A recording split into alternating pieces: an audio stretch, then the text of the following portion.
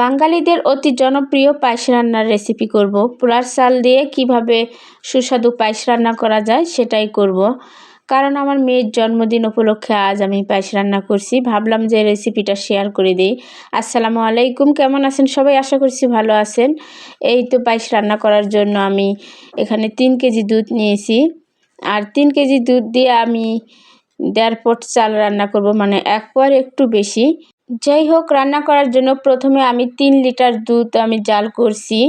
খুব ভালোভাবে জাল করে নিচ্ছিলাম, অনেক ভালোভাবে, কোনো রকম পানি দেইনি, পানি ছাড়াই খুব সুস্বাদু করেই রান্না করব।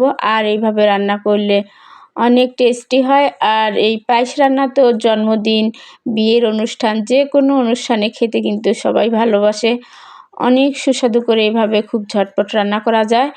আর এখানে আমি ফ্রেশ গরুর দুধ নিয়েছি, আর দুধগুলোকে খুব ভালোভাবে ঘন করে জাল করে নিয়ে তারপর চাল দিয়েছি। আর চালটা আমি রান্না করার 20 মিনিট আগে ভিজিয়ে রেখে খুব ভালোভাবে ধুয়ে পরিষ্কার করে পানি ঝরিয়ে তারপর কিন্তু দিয়েছি। আর এভাবে ভিজিয়ে রেখে ধুয়ে দিলে তবে কিন্তু ওই পায়েসটা ভালো লাগে খেতে। তারপরে তো চিনি দিয়ে দিলাম 1 কাপ পরিমাণ, আর সাথে লবণ দিয়েছি স্বাদ মতো 1/2 চামচ পরিমাণ, 3টা দারুচিনি, আর সাদা এলাচ দিয়েছি 4-5টা।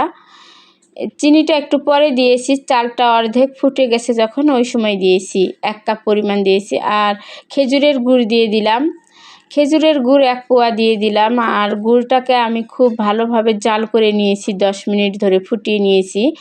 আর গুড় আগে থেকে ভালো করে ফুটিয়ে নিয়ে শেষের দিকে পায়েসে দিলে তখন পায়েসের দুধটা কিন্তু ফেটে যায় না, কালারটাও সুন্দর হয়, আর পায়েস খেতেও ভালো লাগে, দেখতে অনেক লোভনীয় হয়।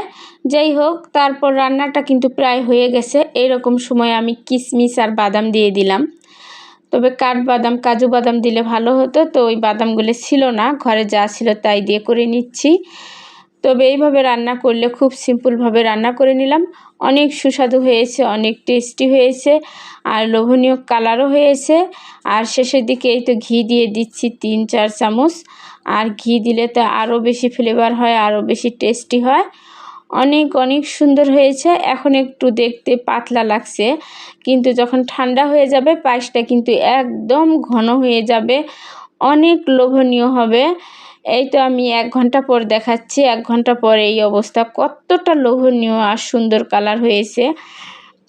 এই তো পরিবেশন করেও দেখাচ্ছি, দুধটা কিন্তু ভালোভাবেই টেনে গেছে, অনেক সুন্দরভাবে টেনে নিছে, অনেক সুন্দর লোভনীয় হয়েছে, খেতেও কিন্তু অনেক অনেক সুস্বাদু হয়েছে।